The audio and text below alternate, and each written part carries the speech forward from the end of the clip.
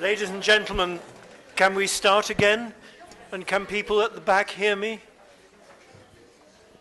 I don't see anyone waving too much. A thumbs up at the back, so that's okay.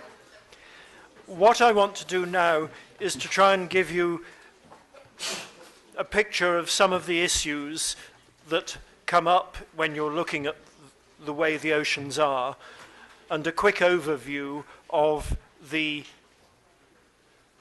state of the ocean as shown in World Ocean Assessment 1, and to pick up certain issues on the link between science and the oceans. So we have World Ocean Assessment 1. We have the regular process, and I want to try and deal first with four things. How has it gone? What does it show? How does it relate to current policy issues? And then what next? How has it gone? Well, first I'll start by telling you why we have a regular process and how it's been organized. What are the main conclusions? What are the knowledge gaps? And then I'll go on to try and give you a very quick sketch of what the world seems to look like, or what the world ocean seems to look like, and where the problems are, and talk about some of the scientific linkages. Why a regular process? Well, what business would think of carrying on if it didn't know something about 7/10 of its assets, and perhaps even 9/10 of the assets? The ocean covers 7/10 of the planet, and it's 9/10 or so thereabouts of the area that supports life. As I explained in describing the streams that come together to form the river of ocean policy, the 2002 World Summit on Sustainable Development recommended a regular process for global reporting and assessment of the state of the marine environment, including socio-economic aspects. And the socio-economic aspects were very important to the developing countries in that discussion. They didn't want the process simply to look at the state of the marine environment. They wanted to see where the benefits and where the difficulties were with the socio-economic aspects. And so the General Assembly agreed that we should have an integrated assessment of the ocean. That fills in with the tributary of integration that I spoke as being a modern component of ocean policy. There should be a look at the agreed priority cross-cutting issues such as food security, which is what we did in the first assessment, but which we shall not do now. And the idea was that it would provide a baseline for future global assessments. And that is really the reason why it takes 1,000 pages to talk about it, because there is just so much to say about the ocean. How is it organized? Well, the UN General Assembly agreed to set up a body called the Ad Hoc Working Group of the Whole. This body consists of any member state of the United Nations that wants to come along to its meetings, together with observers to the United Nations, such as the Holy See and the Palestine Organization, representatives of relevant UN agencies and programs, and non-governmental organizations that have consultative status with the Economic and Social Council and which want to come along. So that body, in which obviously only the member states have voting rights, though the other people can make proposals and comments. I say voting rights, but the ad hoc working group of the whole works by consensus. We've never yet had a vote, and I don't think the rules would allow for one. The idea is that we have to get agreement. This has adopted for the first cycle 3 important documents, something called the Terms of Reference and Working Methods for the group of experts. The group of experts I'll come on to in a moment, but it has to have obviously terms of reference and working methods.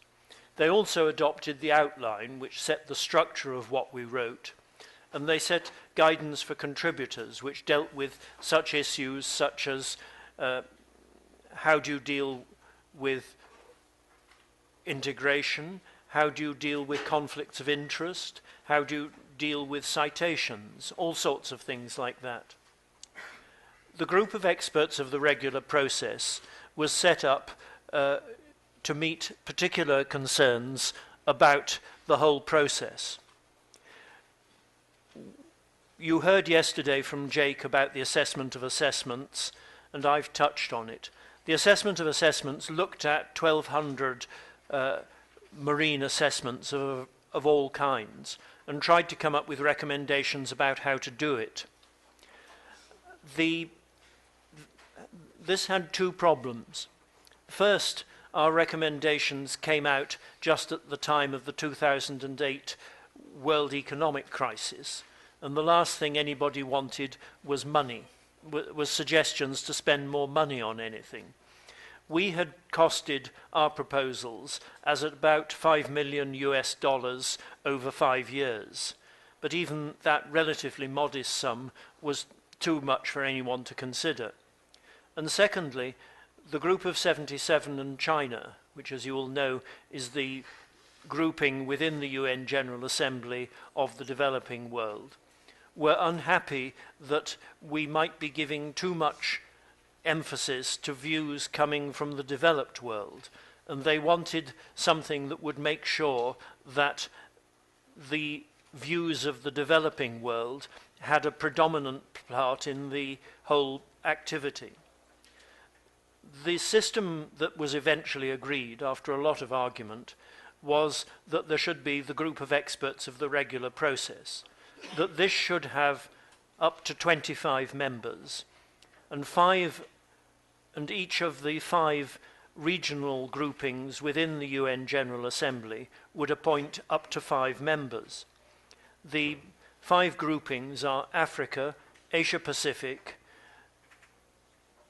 Eastern Europe, Latin America and the Caribbean, and Western Europe and other. Other covers Canada, the USA, Australia, New Zealand, and Israel. In fact, we had 22 members of the group of experts for the first cycle. Eastern Europe only appointed 2 of the 5 to which it was entitled. The group of experts chooses 2 coordinators, one from the developing world, one from the developed world. I was the developed world coordinator for the first cycle, and I have remained the developed world coordinator for the second cycle. For the first cycle, I had as my colleague Lorna Innes of the Coastal Agency in Barbados. Unfortunately, at least from my perspective, she was not able to stay with the process for the second cycle because by then she had become an employee of the United Nations as coordinator of the Cartagena Convention for the Caribbean, and so was not eligible to be appointed. In her place, I have Renison Ruwa as my colleague. He is the director of the Marine Research Institute in Kenya. We are expected to work as a team. We are expected to take collective responsibility for what we produce, and it's the job of the coordinators to find a way of making sure that all the members of the group of experts are happy with what comes out. To support us, we have a pool of experts. This has been an interesting experiment. Again, the group of 77 in China wanted to make sure that the pool of experts was not recruited by who somebody knew, but was independently verified by national governments. So the pool of experts for the first cycle consisted of experts nominated by the member states. We had considerable problems getting sufficient experts on sufficient subjects, and in the end we were forced to find somebody on some field and go to their state and say, would you please nominate this person because we need his or her expertise.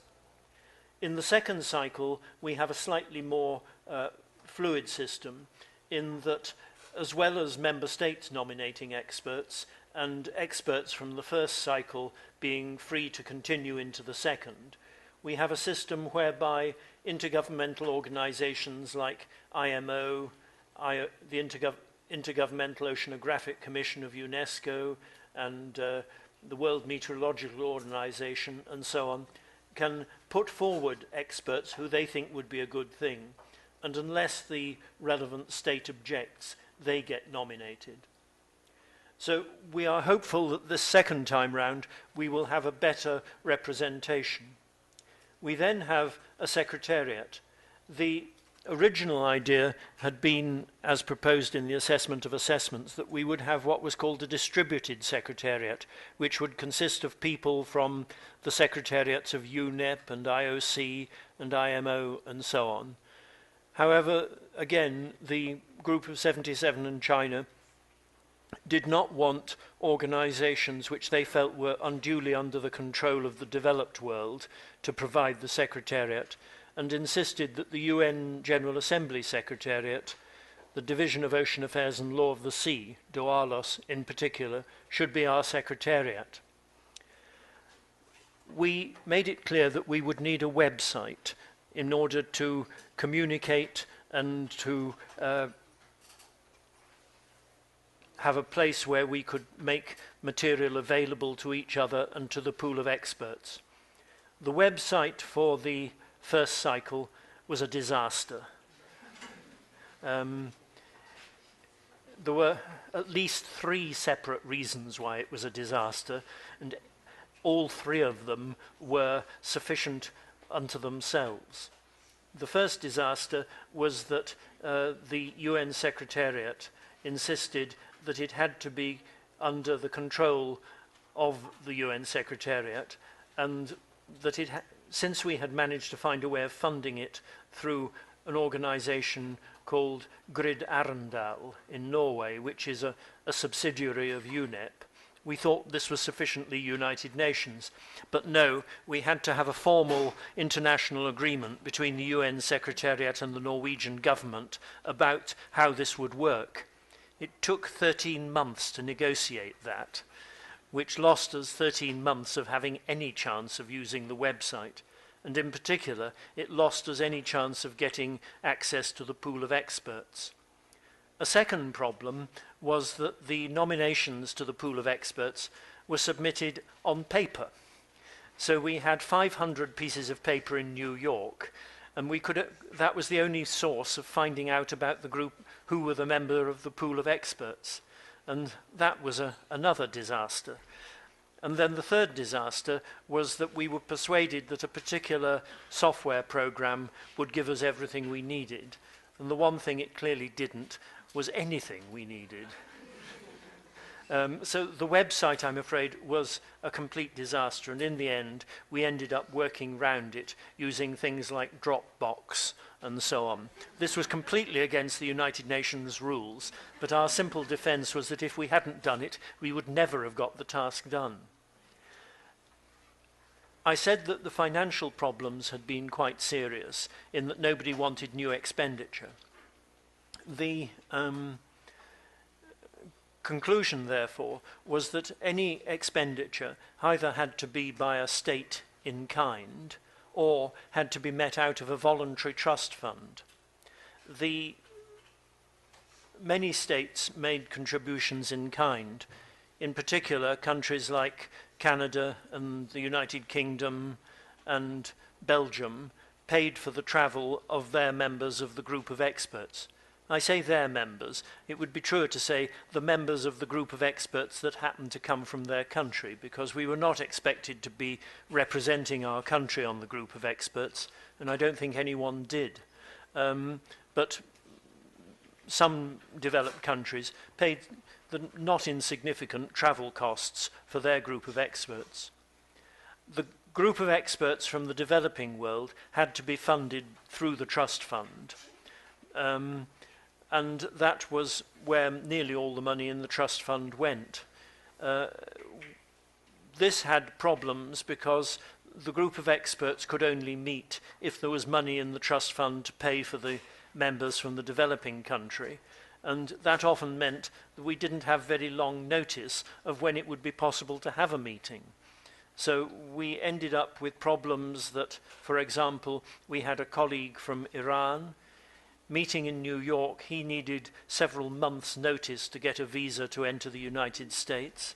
If the trust fund didn't have the money several months in advance, he couldn't have that much notice, and so he became largely an absentee member through no fault of his own. In the event, we raised $300,000 for the trust fund, and I say we raised because the Secretariat took the view that it was not their business to raise money for the trust fund, and so somebody else had to do it, and so the coordinators of the group of experts were going round with the begging hat. I managed to get $30,000 out of Norway by agreeing to write a document for them without charging them, and on condition that they gave some money to the trust fund. That was about 10% of the trust fund. So financing World Ocean Assessment 1 was really sticking plaster and string. It must be one of the cheapest major UN documents ever to have been produced, because apart from the 300,000 and some money for the Secretariat travel, which was fairly limited, we didn't cost the United Nations anything. In our summary of the report, we came to 10 main themes: climate change, the mortality and lack of reproduction of marine biota, the risks of food security, the problems of biodiversity hotspots because human activities tend to go there, increasing and conflicting demands for ocean space, excessive inputs of harmful material, cumulative impacts. As you'll have gathered from what I've already said, that's something we had strong views on. Uneven distribution of benefits from the ocean, the need for integrated management, and a final conclusion about the urgency of getting things done. If I can go through those 10 items. I'm not going to read out these slides because there's a lot of words on them, and you can get them in due course from the internet. But we've got major changes happening through climate change. Sea surface temperature is rising. That means sea level will rise. You often read about sea level rise coming from the melting of the polar ice caps. That's nothing compared to the contribution that actual ocean warming will make. We all know that if you heat up water, it expands. And so if we heat up the oceans, they will expand. And 97% of the planet's water is in the ocean. So that is going to expand quite a lot. Salinity will change. Nearly everywhere in the world, salinity is about 33 parts per million. But there are some places, such as the Red Sea, where it goes up to about 39 parts per million because of the sheer amount of evaporation. We may therefore see other salinity hotspots developing if we get temperature rise in the atmosphere. Stratification is very important. This is, for those of you who are not oceanographers but biologists, is the way in which different water bodies within the ocean separate out horizontally. If you get a sudden influx of fresh water, because it's lighter than salt water, it will tend to stay near the surface unless you have a really dynamic mixing process through tide or wind. Stratification is important because it may well affect things like the upwelling of nutrients and therefore the reduction in primary production by phytoplankton. Storms are going to change. I'll come on to that later. And acidification is very crucial. UV radiation is actually a problem that has largely been solved.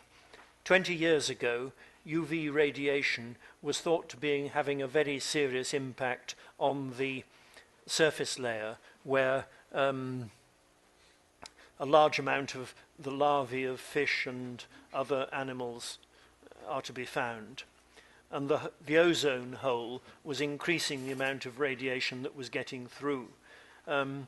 Fortunately, the Montreal Protocol has dealt with the chlorofluorocarbons, which were a large part of that problem. The ozone hole seems to be less significant, and therefore the problem of ultraviolet radiation is diminishing.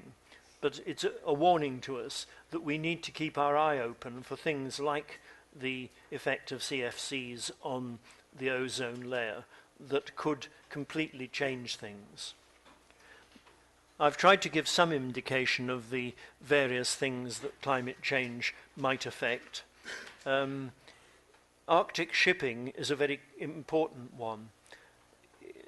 It is beginning to be possible during the summer months in the Northern Hemisphere for ships to go from the Western Pacific to the Atlantic around either the north of Canada or around the north of Eurasia.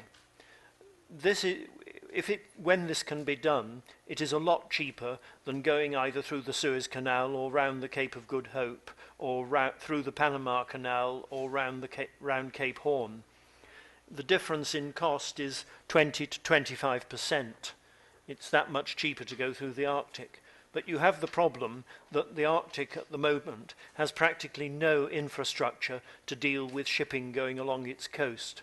Response and rescue mechanisms just don't exist for the most part.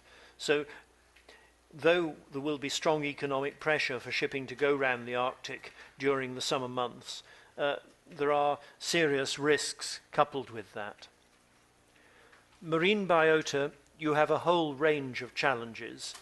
I think probably you've heard more about those than most things, but it is going to affect the food security because we will see fish stocks moving round in search of their preferred prey. We will see temperature affecting their breeding patterns. The North Sea is becoming rather too warm for cod, and therefore they're going to the Barents Sea to reproduce because they like the colder water there. You'll also see species structure change in highly productive areas where you have got high levels of primary production. You will probably see some changes as the plankton species change in relation to temperature. Food security and food safety are very important. I'll come back to the importance of sea-based food later, but there's also the problems of livelihoods, the importance of small-scale fisheries. 80 million people are artisanal fishers. That's a very large population around the world. We touched on aquaculture before the coffee break. It is something that needs to be very carefully managed because of its relationship with the coastal space, with the demand for fish meal and food, its competition with fish meal and food and fish oil with land-based protein raising because of the use of chemicals to suppress infestations and so on. Fish stock propagation is something that is not yet growing rapidly. There are some very successful cases where, for example, Greenland halibut are being raised from spat in laboratories, and then when they have grown up to a sufficient size, released into the wild in the North Atlantic, and then after they have grown to full size, caught by fishers. Food safety is being compromised in many ways, not least by inadequate treatment of human excrement. There is a lot of problems with food that is containing harmful pathogens which are affecting people's health. It's also affecting people's health when you have contamination from mercury or other hazardous substances. And there are areas where discharges of that kind are very serious. For example, the production of phosphate fertilizer from gypsum tends to result in a waste stream which includes an abnormally high level of polonium-238. And certain types of shellfish concentrate that to such an extent that they may become so radioactive it would not be safe to eat. We touched on problems the problems of subsidies. The role of women is very important because of their role both in certain types of fishing, but also in their role in the post-harvest processing and marketing of fish. And we really need to concentrate on improving food safety. Patterns of biodiversity are very interesting. You'll find a chapter in World Ocean Assessment 1 discussing this and the way in which marine biodiversity tends to reduce as you move towards the Arctic and Antarctic, but also for certain species, certain genus, certain genera, tends to increase. It's very important for temperature in relation to where marine biota end up. There is indeed some research that suggests that DNA from most forms of marine biota, if not all, can be found in seawater all around the world. And the crucial question is whether the temperature and other conditions will be sufficient to allow them to grow, and that therefore it's very difficult to say that any particular gene is located in a certain area. That has significance, as I'm sure you will have realized, to the negotiations in the area on an instrument on the areas beyond national jurisdiction about marine genetic resources. If they're everywhere, it might be that you could actually find them in your home water. We don't know a lot about the patterns of biodiversity, particularly in relation to the open ocean and the deep sea. There are probably more than half the species in the ocean have never been identified. So these have major implications in managing human activities in biodiversity hotspots, in the way in which those might affect ecosystem services and in the way in which they might affect economic activities. The use of ocean space is important because we're now seeing more and more demands for ocean space. About 15 years ago, the Dutch fishermen produced a pamphlet in their own defense called Fishing on a Postage Stamp, in which they argued that the area in which the Netherlands could authorize fishing was being reduced by all sorts of other activities. And they claim that nearly all of those happening in the Dutch EEZ, and therefore they were being reduced to a postage stamp. The implications of this, that we are going to see too many demands, particularly in coastal waters, to meet them all, and we therefore need to develop marine spatial planning to manage them, and this is a completely new discipline that is slowly getting off the ground. Inputs of harmful material are one of the major problems. Chapter 20, which I led on in World Ocean Assessment 1, is, if you'll forgive me, worth reading, just to give you an idea of the sheer range of problems that we have. Just as one example among many, we all know that we are using more and more polyvinyl chloride, PVC. In most of the world, PVC is produced from oil, and while as a plastic it may be a major problem in waste disposal, it doesn't have certain other problems from the production process. In China, PVC is made from coal, not oil, and that requires a certain catalyst to enable the process to happen. And at the moment, at least when I last looked at the issue, the only known catalyst was mercury chloride, and the Chinese PVC industry was using about 600 tons of mercury chloride a year. And the risk of this ending up in the waste stream that passes into the ocean is very considerable. And as I've said, mercury is a real problem when you get to food safety. And if it is going into the ocean, that is a further difficulty. We have to hope that the Chinese are successful in their urgent research for another form of catalyst. Now, I said I would come back to Plymouth. My childhood home was at the top left-hand corner of that picture. So I know this area. But the reason I'm showing it you is the sheer number of human activities that you can see in the picture of one small corner, of one small county, of one small country. You can see oil storage tanks. That represents transport of oil by sea. You can see a marina with masses of small boats there, and you can see some of the small boats out in the sea. And that's another set of problems which I will come back to. You can see a harbour that is a fishing harbour, that is all the fishing items that we know.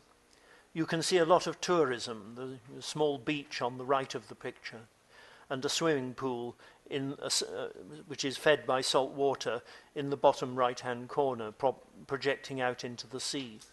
You can see hundreds and thousands of houses, all of which are producing sewage, which is having to be processed and come into the estuary, which runs away to the left.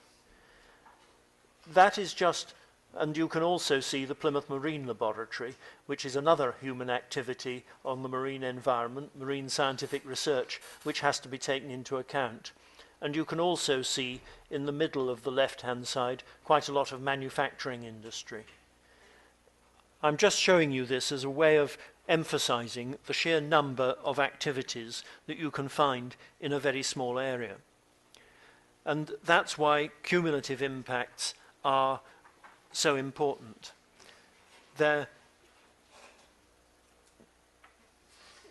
If one of the there is a poem in English which refers to an archbishop imposing a curse on someone and talks about 57 distinct damnations, each certain to succeed if the other fails. And cumulative impacts are a little like that. You have got all the various pressures, and they're happening in all the main marine regions. Even Antarctica is not entirely free of this. We are getting increasing amounts of tourism, particularly in Russian vessels, to Antarctica. We are getting pressures in the open ocean. We already have massive amounts of fisheries, and we're beginning to see seabed mining in the area beyond national jurisdiction.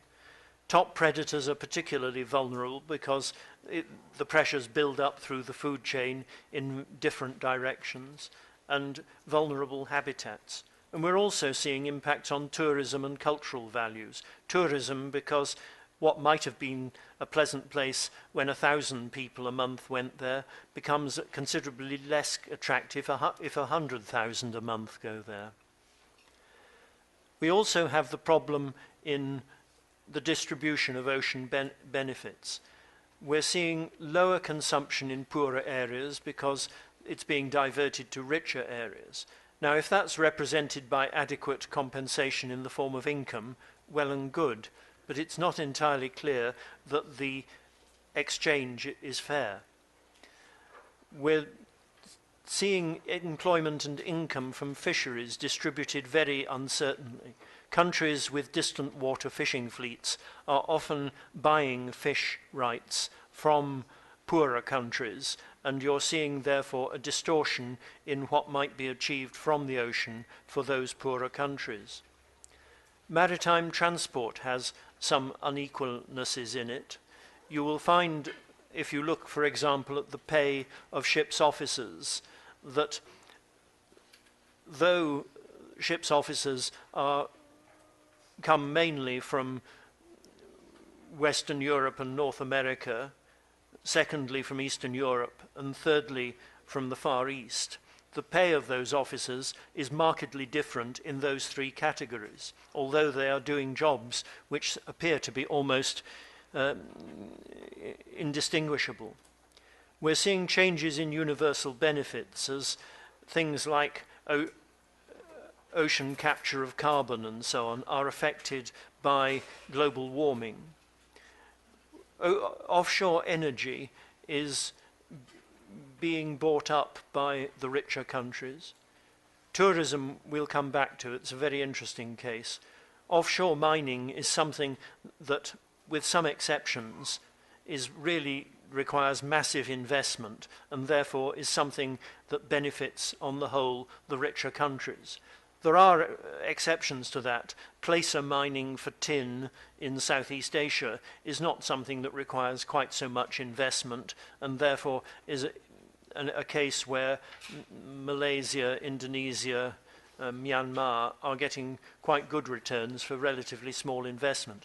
And then we have talked on the question of marine genetic resources, where at the moment most of the progress seems to be being made by large pharmaceutical companies. Then we need integrated management.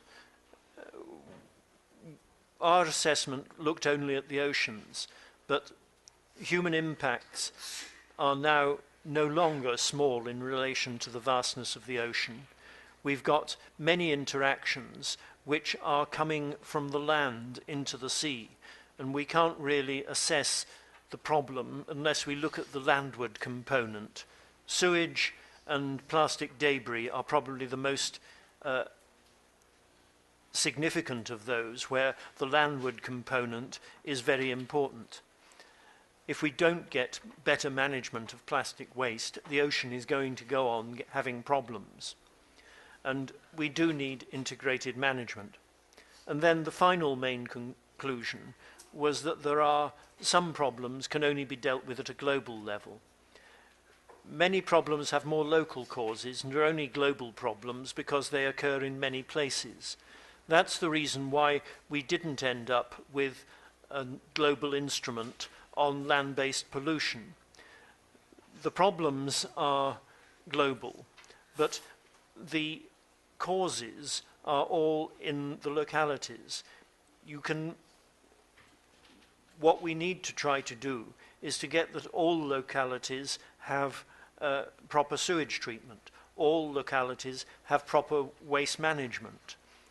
And known solutions exist for many of these, and we need to get on with implementing those because we're otherwise imposing globally environmental, social and economic costs. The overall conclusion we reached is not too long, 8 lines. And I'm just going to read it to you in full because I think it's very important. We've worked over this for quite a long time as to what we could absolutely justify. The greatest threat to the ocean comes from a failure to deal quickly with the manifold problems that we've described. Many parts of the ocean, including some areas beyond national jurisdiction, have been seriously degraded. And I would add that nearly everywhere else has been degraded, but not seriously. If the problems are not addressed, there's a major risk that they will combine to produce a destructive cycle of degradation in which the ocean can no longer provide many of the benefits that humans currently enjoy from it.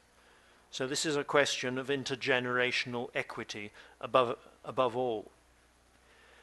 In talking about information gaps, we identified a number. There's an awful lot we don't know about the physical structure of the ocean. Our knowledge has improved enormously in the last 15 years, thanks to the Argo program. I'm not sure whether you will all be aware of the Argo, but the Argo are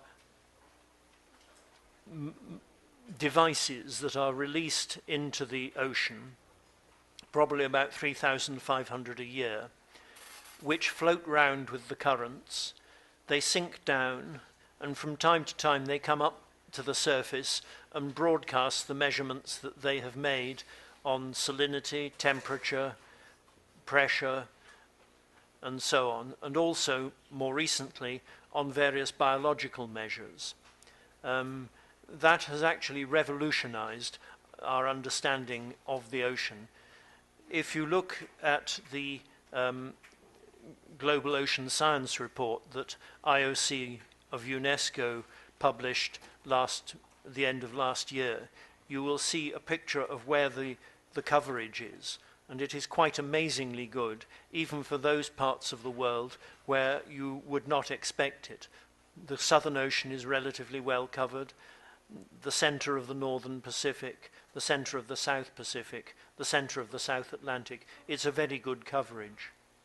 For the waters of the ocean, the knowledge gaps are very much in questions as to how acidification differs regionally, how temperature differs regionally, and also where the primary production is happening.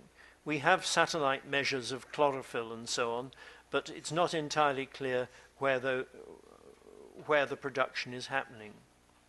In the biota of the ocean, we have enormous gaps. Plankton is fundamental to the ocean. We have 9 continuous plankton surveys, one of which, the North Atlantic one, has been going continuously for the last 70 years, and which gives us a very good idea of what is happening with plankton species in the North Atlantic. More recently, 8 others have developed, but they are still a relatively small coverage. And then we have all the human interactions, about which I've probably bored you already. Capacity building is crucial. We need to make sure that both to manage human impacts and to fill the knowledge gaps and apply it, we need to fill a lot of gaps, particularly the material. Many countries are short of that. The personnel are also important. You're probably nearly all going to become experts in the marine field, and it's important that there are more of you. But one of the problems that we have is retention. Many people from developing countries find that their personal careers will be more productive and pleasant if they move from their home country to somewhere else. And that is a great loss to their home countries. We need to find ways of producing sufficient incentives that people like you will train, gain the necessary skills, and be prepared to operate in your home country, or perhaps elsewhere in the developing world. I spoke about the problems of Kiribati. They are never going to be able to produce from a population of 120,000 sufficient people, but we have to find ways of enabling them to attract sufficient people, and that requires new resources. The second thing is that we have to promote dialogue between managers and scientists. This is partly a question of making sure that the managers are interested in the existence of the questions, and partly enabling scientists to explain what they're doing and show the relevance of their work to non-scientists or non-specialists in their own field.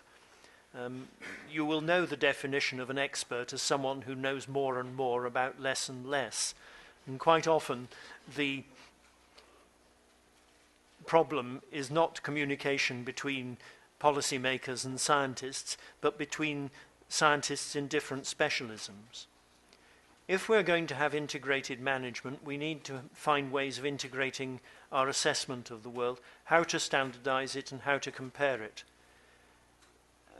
Having coordinated the first World Ocean Assessment, I know that we do not have good tools to do that. We've done our best. Next time round, I hope we will do better, but it's not easy. One of the problems is often specialist language. It is very difficult sometimes to get scientists to write clearly and simply so that non-specialists in the particular field can understand it. if you're interested in an experiment, I would suggest you read Chapter 36A of World Ocean Assessment 1, which is the chapter on the Arctic. That represents an effort by Jake Rice and myself to go back to the writing team and say, for heaven's sake, please make it easier to read. And if Jake and I both found it difficult to read, you can imagine what most people are going to make of it. So we then need to measure overall progress, and we need to find ways of linking the pictures that we draw about the environment in the ocean to the socio-economics of it. What difference does it make to people? Now, I've given you so far our presentation from the group of experts of what we saw as the main conclusions. I've taken here a slide that one expert from the pool of experts presented to a workshop in preparation for the second cycle, because I think it's interesting to have an expert's criticism from inside as to what the problems he saw were. Unclear scope and content. There was lack of unified content and style. That was partly the result of a decision by us not to try and lay down too firmly for the writing teams how they should do things, because we thought that would be putting them off and making them less willing to participate. Lack of coordination between chapters was undoubtedly the case. This was partly failure on the part of some members of the group of experts to keep sufficiently in contact with the chapters they were supervising, and therefore allowing some drafts to go off into fields that were overlapping with another chapter and where we needed to tidy things up. The review process was unclear. That was partly because we didn't have sufficient resources to have as many meetings as we wanted, and therefore the process got behind schedule, and we had to combine the review process by experts with the review process by states, and that certainly made for lack of clarity. We were undoubtedly reliant on the census of marine life for the biodiversity parts of the assessment. We're hoping that we can get round that, but there's nothing as comprehensive as COML for the second cycle. And the author of this view was dealing with two of the biodiversity chapters, and therefore didn't feel that we had done much analysis beyond what was there. I'm not sure that's entirely a fair criticism, because we were more concerned with consolidating what was out there rather than doing something new. Now, we've been through all those many points. What was the overall view of the ocean given by the World Ocean Assessment? I think the best answer I can give you there, sorry, we seem to have got, I seem to have missed out a slide, because I was intending to quote the conclusion in the United Nations General Assembly assessment of it, which basically endorsed our overall view. I'm sorry to have missed out that slide. It was only 4 lines. I will put it in for when this is put on the website. Now, I was going to try and give you a sense of the picture of the ocean that comes out of World Ocean Assessment 1. But before I do that, having gone through what seems to me an inordinately long presentation, are there any questions and so on about what I've said so far? One at the back there, please.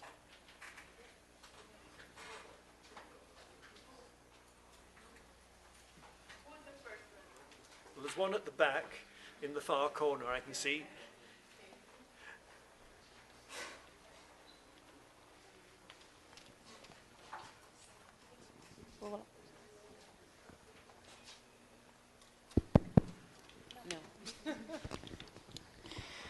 Hi, my name is Yasmina. I am sort of from Brazil. I had a question about your slide that talked about the distribution of ocean benefits. there was a section that talked about employment and income. So I was wondering, recently I participated in the symposium of fisheries of Brazil, and the fishermen that were present there, the main thing that their concern is that the price they are selling their fish for was not equivalent or not enough to maintain their livelihoods. Therefore, indirectly implying that they are sort of forced to overfish to catch more and gain more money to even be able to compensate for the costs they have to go out in the water. And so I was wondering if this part, sorry if I missed it, was considered in the assessment as well. Well, the slides I've shown are trying to summarize quite quickly enormous amounts of material. I think what you're pointing to there is something that is not peculiar to the ocean.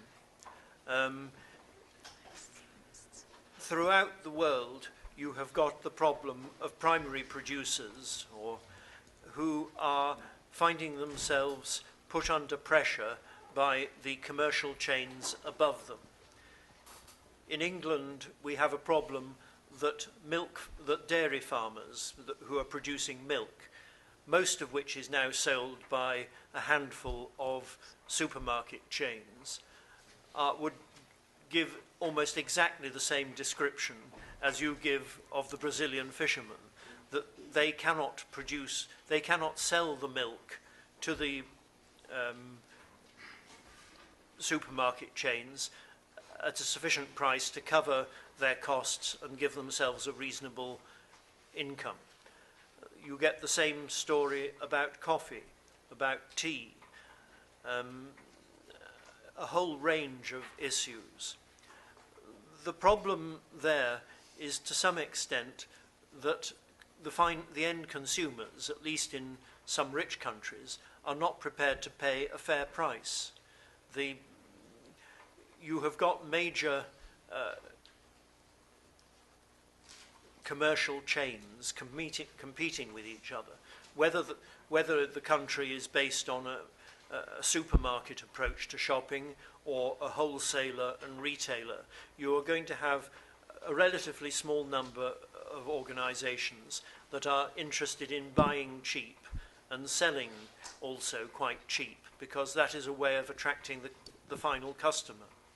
So I don't think this is a particularly fisheries problem. I think it's a general economic problem with the way in which our economies have moved. And I therefore suspect that it's more a question of trying to find ways of dealing with the whole production-consumption nexus. And I think that will be something that the IPBES global assessment will be talking about very considerably from the drafts that I've seen. I don't know the answer to it. If I did, I probably wouldn't be here.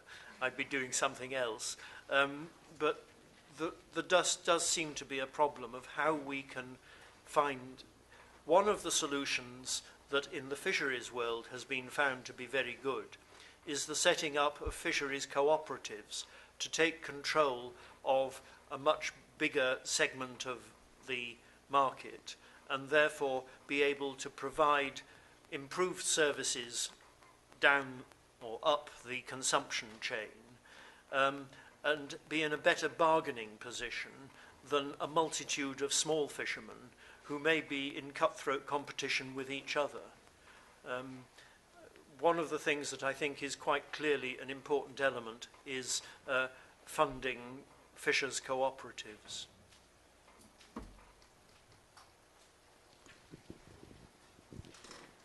I don't want to go into a long extended discussion now. This was just to clear up any particular points, please. We can have, I hope, sufficient time at the end, if I'm quick enough. Should I save my question for later then? Well, as you like. If you think it's something that would clarify what I've said, please now. It was just a question on, so for food security and safety, I'm sorry. I'm Dragana from Serbia. Food security and safety. You mentioned as a bullet point the role of women, and I just have no clue what that means.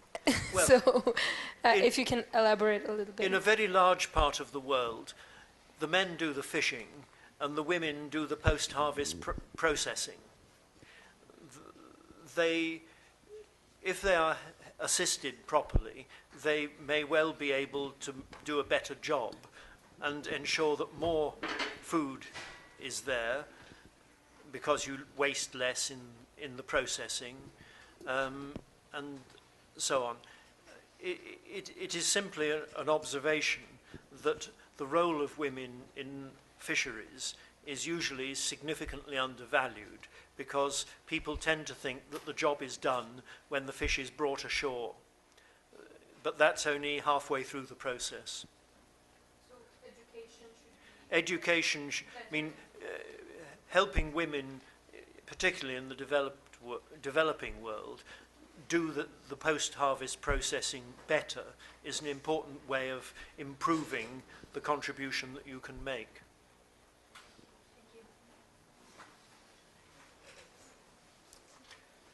Right, well, we'll go on with how much longer have I got, please? Half an hour? 25 minutes. 25 minutes, right. Well, the next bit should take about 10 minutes, and then we can have the remaining part for questions. I know that the next little bit, I can time myself to do it in 7 minutes, and I'll try and stick to that, but with 1 or 2 additions. This is part of a presentation that I gave to the Interparliamentary Union in New York last year about the outcomes of World Ocean Assessment 1.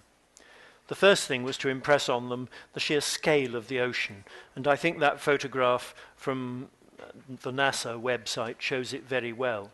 Half the world nearly seems to be ocean.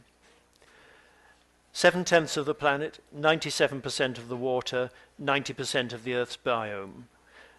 The ocean's average depth is 4 kilometers, and less than a very small proportion of the deep ocean has been studied. We have the mid-ocean ridges, which are crucial for the whole process, because these are upwelling magma. This is where many of the possible sites for deep-sea mining are, and it's important that people understand the role of the ridges and the movement of the tectonic plates, both in forming our world and because of the escapes from the core through the upwellings that you see these as significant. We tend to think of the sea as being just the water. These are crucial. It says mid-ocean ridges with the S in plural because some people would argue that there is only one ridge beginning near Iceland and running round and ending up somewhere near San Francisco, but other people would break it up into smaller parts. Equally important is the way in which the whole ocean water current is moving. It's called the meridional overturning circulation or the hydrothermal circulation. The starting point is the Gulf of Mexico, where the water warms up and travels across the Atlantic up to north of Norway and Iceland, where it cools, becomes more salty as ice forms, sinks, and then flows south and around the world until it warms up again and comes back to the Arctic.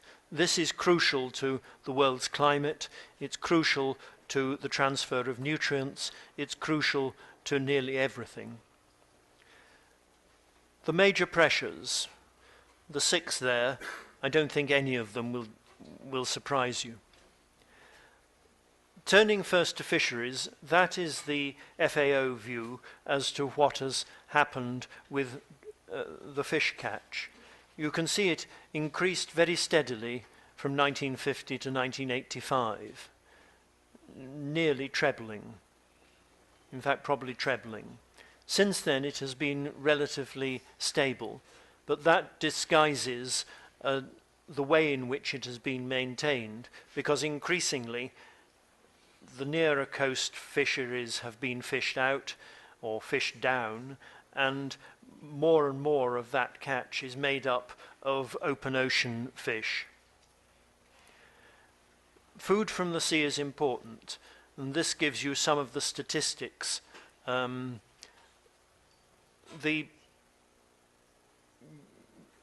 global average is 17%, but it goes up to 33% in low-income, food-deficient countries. And those are the places where it is most important, and where most of the catch will be from artisanal fisheries, small-scale fisheries, and where it's important to keep up their ability to feed people, and in fact probably to increase their ability to feed people, because those are the areas where population growth is highest. Of the 80 to 120 million people fishing, 90% is in small-scale fisheries. Aquaculture is growing rapidly, and I've already touched on the problems of food safety, subsidies, and the role of women. Pollution, it's coming from four main sources. Sewage, fertilizers, and traffic, chronic oil spills all provide nitrogen, which enables algae to grow. And you're, I'm sure, aware of the way in which algae grow until the nutrients are exhausted, die, decay, take out oxygen from the seawater, in which you then have the green tides and red tides as the algae grow, the dead zones as the oxygen is taken away, the hypoxic zones where the oxygen is not taken completely away but where it reduces, and the paralytic shellfish poisoning that I've been talking about. Looking at the green tides, the marée verte as the French call them, that's a picture of a beach in Brittany showing just how the green algae take over the sand. This is one of the areas where I'd like to draw your attention to the scientific links between understanding the ocean and solving the problems. Harmful algal blooms are something that has been causing a lot of difficulty in all around the world. And the slow way in which the complications of inputs of nutrients from sewage, food processing, traffic, sewage have been worked out, because not merely are you getting inputs of that kind, you also have processes of denitrification, where the nitrogen is taken out of the water on mudflats and so on when exposed to the sun, so that you have a whole scientific process there that has taken probably 2.5 decades to unravel. And we still do not entirely understand it, because we can't predict which species of algae will respond to which particular mix of sunlight, nutrients, and water temperature. So this is an area where you have serious problems in managing things like fisheries, managing tourism, and so on, but where you need to go a long way back up the chain in order to understand the chemistry and biology of algal growth. We're getting dead zones and hypoxic areas everywhere. Some of these are natural. The one that you can see in the middle of the Black Sea is a natural one because of stratification. The Black Sea has quite large influxes of water from the rivers Danube, Dnieper, and Don, and therefore it gets stratification, which keeps the oxygen out of the lower levels, and you get a large anoxic area there, which has been there for at least a century. So they're not always the results of human activity. Others are. The red ones that you can see along the Gulf Coast of the United States include the infamous one near the mouth of the Mississippi, which is about the size of the state of Connecticut or the state of Israel, if you prefer to have an international comparison, and which is the result of the amount of nutrients coming down the Mississippi from the whole Mississippi-Missouri river system and the massive amounts of agricultural runoff of excess fertilizer, pig slurry, and all sorts of other things coming down the Mississippi and producing this anoxic area. Marine debris is a major problem. We can only really manage that by improving improving waste management on land. Some progress is being made on ships and offshore platforms. There is very little factual evidence for the 80%, 20% split, but that is regarded as received wisdom. Ships, we're making progress by requiring them to discharge their debris before they leave port, in order that they haven't got it on board to throw overseas. And an important corollary of that is that they mustn't pay more for using waste disposal facilities in a port, so that the cost of that should be included in the charge for them using the port, because otherwise you're creating an economic incentive for them to hide it on board and throw it overboard when they get out of sight of land. World shipping routes are a problem, even with the improvements that I've spoken about from MARPOL and SOLAS. You can see that these are concentrated in certain areas, and it is not surprising that the penguins and seals around the Cape of Good Hope are suffering badly from oil pollution from ships. You may not get very much discharges, but there's so much shipping, it's causing problems. Globally, ships are becoming safer. This gives you the statistics over the last couple of decades. From the time of the Titanic in 1912 to present, it's even better. As you can see, you were losing 1 in 100 ships from a fleet of 33,000 at the time of the Titanic. We've managed to reduce that for a 3 times bigger fleet, so that you're actually getting this down. As you'll probably never get to single figures, but it would be nice if we got nearer. Submarine cables are of major importance. As you can see, they cover 90% of intercontinental internet traffic, and they're being affected by global warming. You might not believe this, but the problem is this: they all have to, or nearly all have to, at some stage, go over the edge of the continental shelf. The edge of the continental shelf is becoming less stable, because the belts of tropical storms are moving northwards and southwards, and therefore moving into areas which have not previously been affected.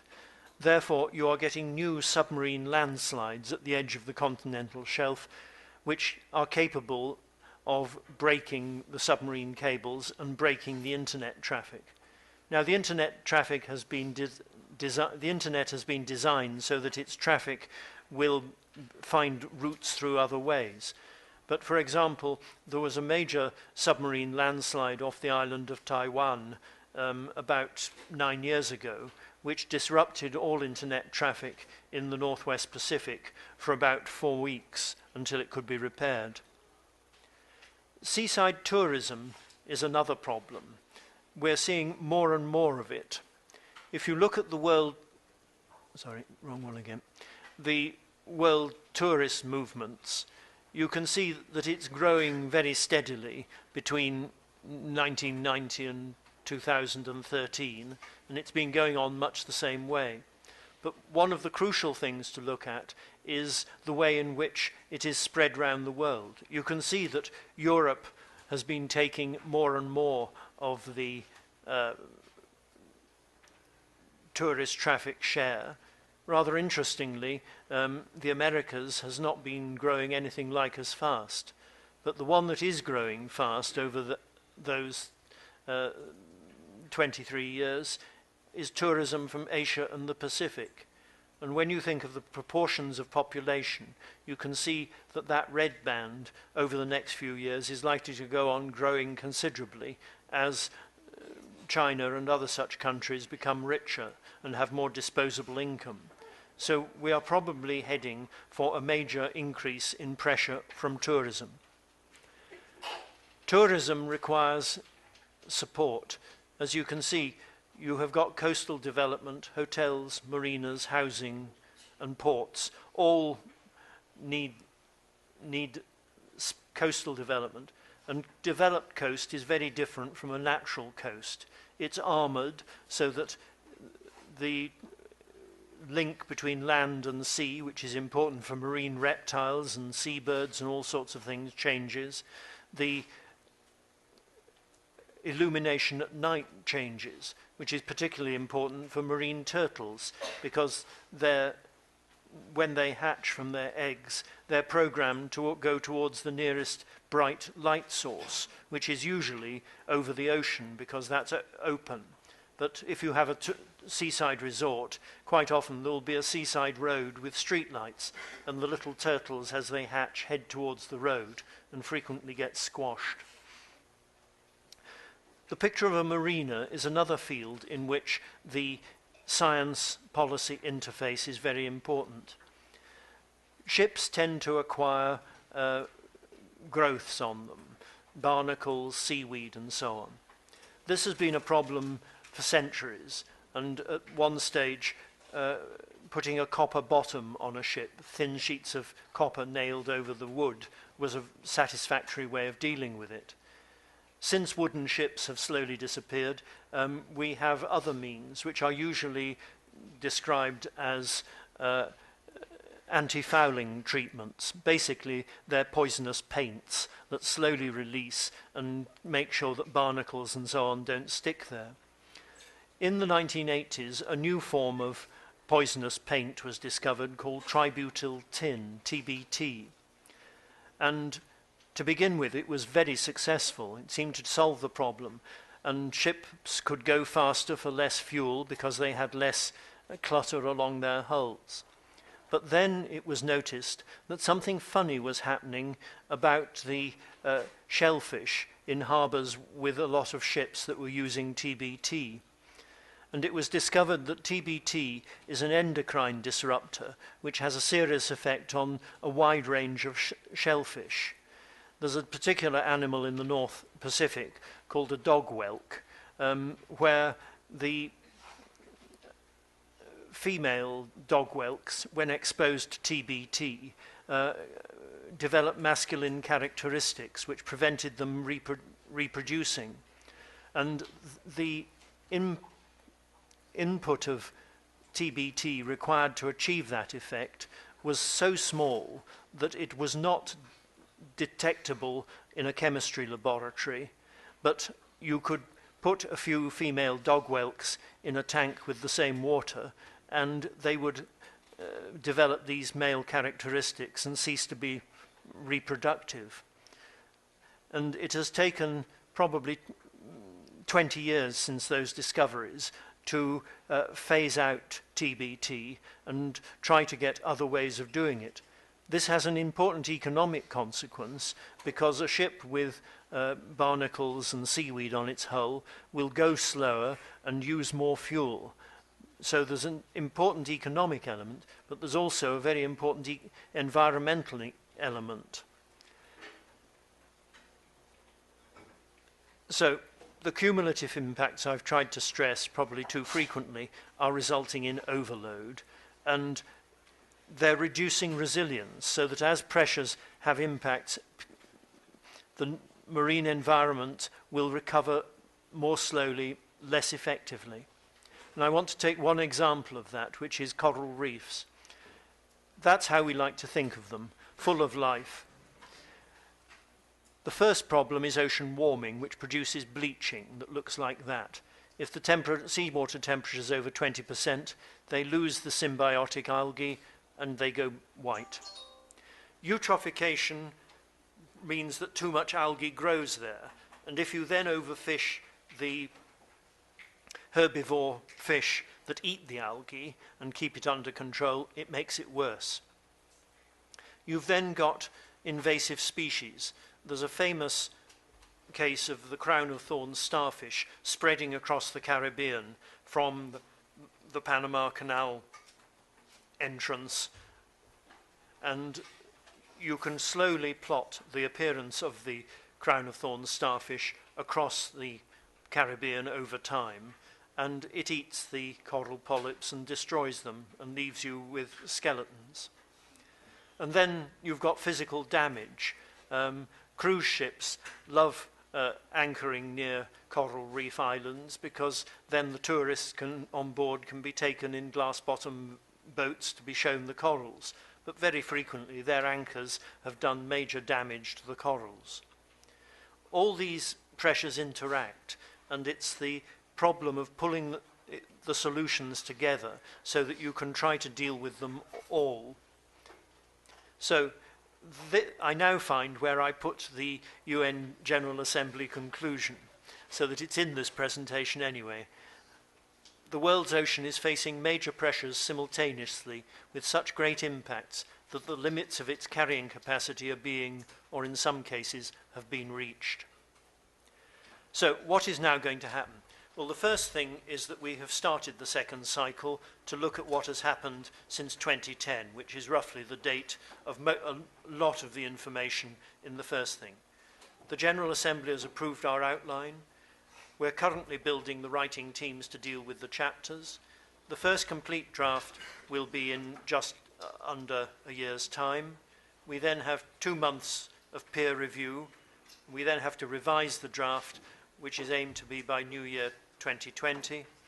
States then get an opportunity to tell us what is wrong with it for 2 months, and then we will adjust it again in the light of those comments, and then there is a long period of actually just processing it and getting it translated into, or at least the summary translated into the 6 UN languages. And the deadline for the final version is the 17th of July 2020, which just coincidentally happens to be 110 years after my mother's birthday. So that is a quick presentation on the assessment process. I've tried to highlight some of the ways in which the science and policy are related. I've put on my reading list the IOC Global Ocean Science Report of last autumn. Chapter 8 of that I wrote a large part of, and it's concerned with the linkage between science and policy formation and the way in which marine science has developed. I'd recommend you to read it. It's not that long, but I doubt you will give me an Amazon Kindle good read marking. So, any more questions? 1, 2, 3, 4, okay. 5. Remember your numbers. Hi, my name is Kara Estes. I'm from the United States. And you touched on marine debris very quickly, and I was just curious who is responsible for cleaning and funding the cleaning for marine debris in the high seas, specifically like the gyres that you mentioned, or if you've talked about that at all. Basically, I don't think anyone is. Thank you. It's one, that is a minor part of the problem to be solved. The major part of it is stopping it, yet more of it coming. Hello, I'm Lorena from Brazil. You've talked about the cumulative impacts, and that's something very interesting, and I'm always been interested to it. And but I don't know, maybe you did answer the question I have here, and I didn't get it because it was kind of fast in the end because of the time. I know it, but how do you overcome them? Like even though we follow all the rules, all the agreements, all the treaties, all the rules we have, all the laws, we still will have them. So how do we overcome them? Is there any hope for the future? Well, I think there are 3 main routes in which countries can try to overcome these problems. The first is to get the various organizations to talk to each other. The silo mentality that I've referred to is very prevalent. Oh, it's not my problem. You've got to find some forum in which the national agencies concerned with fisheries, pollution, tourism, shipping, can actually talk to each other and realize that they each may have a part to play in it. So that you need somehow to educate the specialists that they're not on their own and they need to think about how things work with others. I mean, I think the case of TBT paint is a very good example of the way in which something that was obviously good for the shipping interests, it got rid of the barnacles and seaweed, and it enabled the ships to keep up their speed at lower fuel, was actually going to have a major repercussion because nobody had thought about it. I'm not sure that you can always immediately find out about things like that in advance. There will be probably some disasters that you can't test for in advance. But what is important is that you talk to each other and find out what you can do and what solutions there are. The second major thing is marine spatial planning, because you have various things. I mean, in English history, one of the major contributions to a cholera epidemic was that somebody had introduced the idea of waterborne sewage to deal with human excrement. And they'd managed to put the sewage discharge just upstream of a drinking water intake from the Thames. And that's a very ancient example from the middle of the 19th century. But there are other equally stupid things going on. And you need to have somebody thinking about how spatially all the various things fit together. That's a new technique. It's a new whole process of marine spatial planning, which has got to go through the same learning curve as land use planning on land, and needs to do it a darn sight quicker. And then the third thing is finance. You have got to make sure that the finance ministry understands the importance for the national wealth as a whole of managing the oceans properly, and is prepared to put the necessary resources into training, provision of infrastructure, and so on.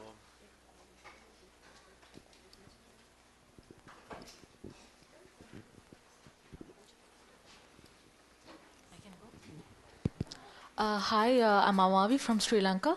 Well, my question is kind of related to your first presentation and the one we had in the morning, Leandra's presentation. I want to kind of combine two of the points together. I can only answer for mine. Sorry? I can only answer No, for I mine. think you can answer to hers as well. Well, the thing is, this is about UNCLOS. I'm kind of interested in UNCLOS. So in her presentation, she mentioned that there are nations which show minimum regulation over oceans due to their intense economic policies. And at the same time, on the other hand, now we have reached to a point where we can see nations claiming for an extension of EEZ to asking for more opportunities to exploit the ocean. So what I see is, what my opinion is that by granting this, there is a possibility that we actually increase the opportunities of overexploitation of the oceans in the name of economy.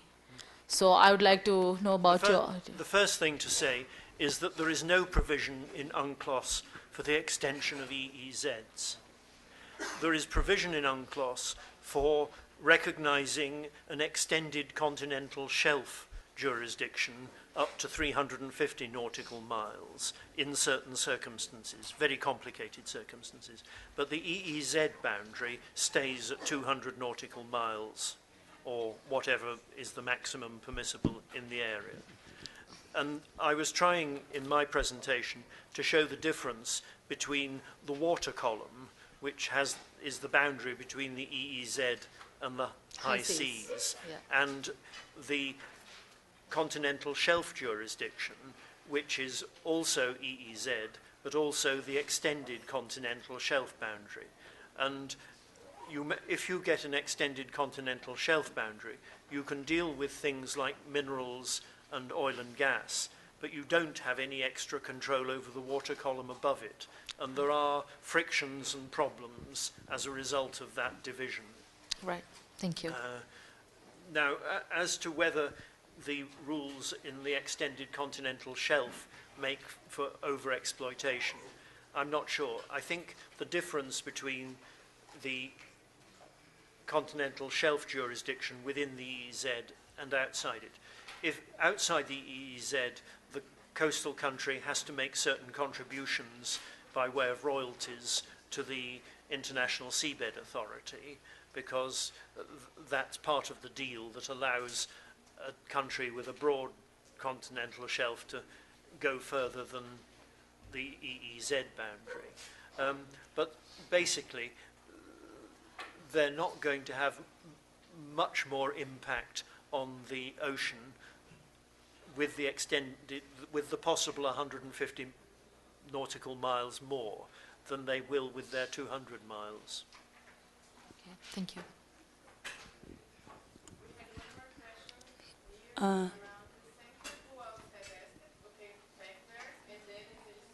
Okay.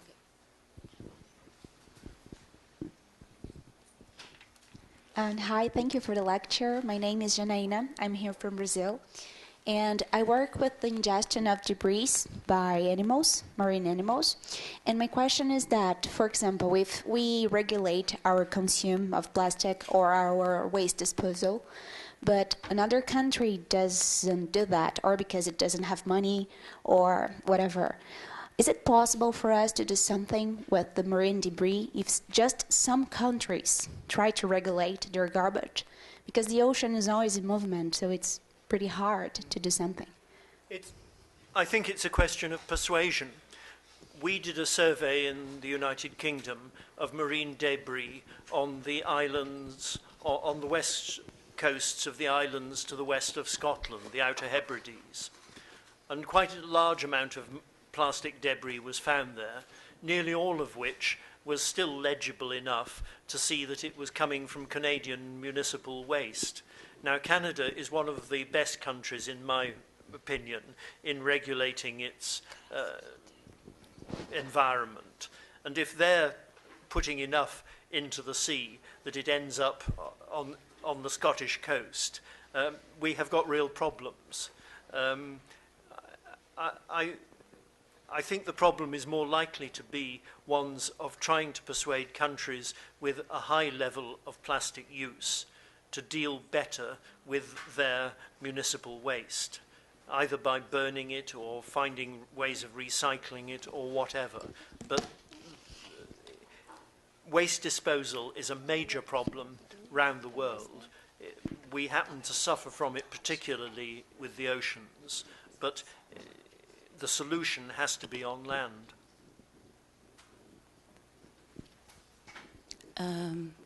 Hi, I'm Elisama from Brazil here.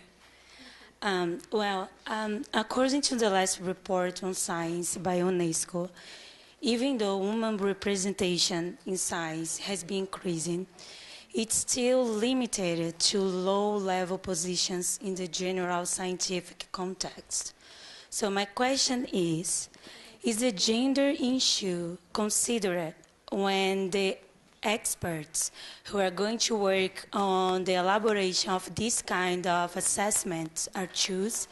I was really happy to see that assessment while you were presented, you talking about the role of women in communities, but I feel like when it comes to make decisions, to choose the experts, the gender issue is not taken into account. So that's my question. It's certainly taken into account. We have specifically said that we want our writing teams to have substantial representation from women. We're limited by the people who populate the pool of experts, because if countries don't nominate them to the pool of experts, or they get appointed through intergovernmental agencies, we can't choose them for the writing teams. We know that the pool of experts is underrepresented with women, but we're determined to try and do what we can. The group of experts who are collectively responsible for the process has got a very high, a very good gender balance. I'm just trying to think. I'm afraid I'll have to count on my fingers to see what it actually is. But from Asia, we have 1, 2, 3 women. Yes, 3 women out of 5. For Western Europe and other, we have 1, 2, 3, 4 women out of 5. I'm the only male from Western Europe and other. For Latin America and the Caribbean, at the moment we only have 3 men, but we have 2 vacancies, and we're trying to persuade the Latin America and Caribbean group to make 2 more appointments. I don't know why it is, but they don't seem to be able to find 2 more people, and and then for Africa we have 1, 2, 3. I think the African contingent is substantially male. I don't think we've got any women from Africa in the group, but you'll see that with Western Europe and other, and Asia Pacific doing their part, we have got a fair representation of women on the group. Any more questions? No? Thank you. Says you're not professor. I'm Kamdum again. I'm here. Okay.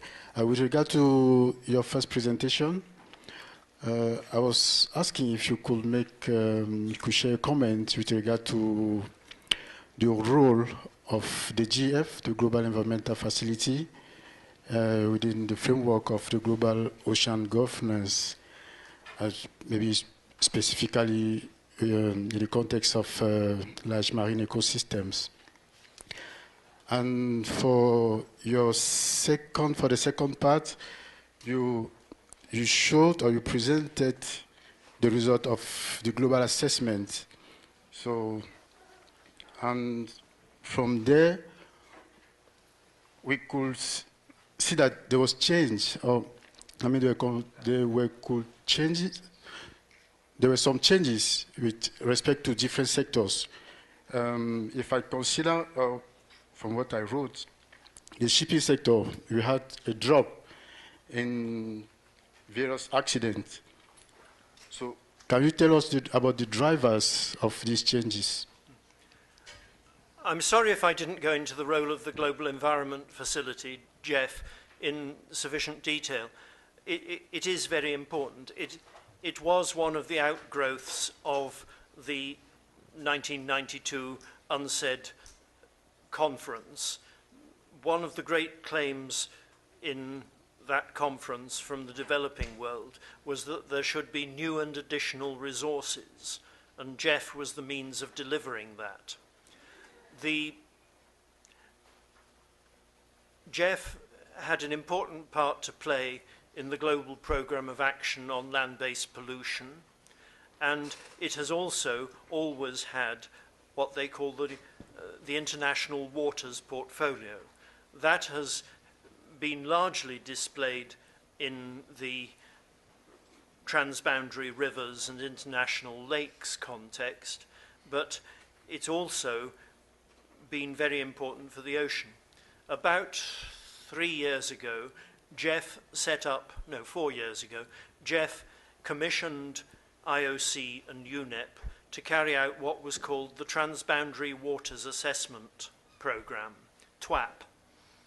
And that was based on the large marine ecosystems and was intended to help Jeff prioritize claims on the fund for assistance under the International Waters Portfolio in relation so that they would have an objective measure of what were the most important places to deploy their resources.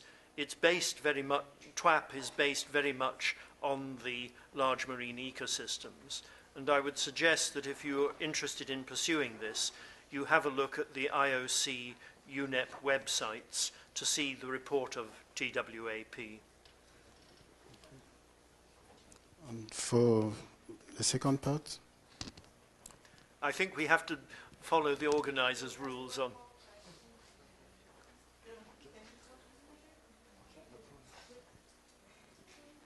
We have one more quick question, and then we're going to the tutoring section.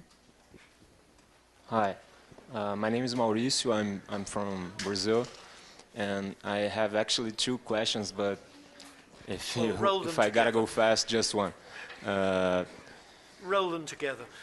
Okay, you mentioned regulation on ballast water concerning bioinvasions. But what about the invasive species on the ship hulls? Do we have a global regulation on this subject? And if we have, does Europe follow this regulation? Because I don't think Brazil does. Basically, the answer is there is no IMO convention yet on this.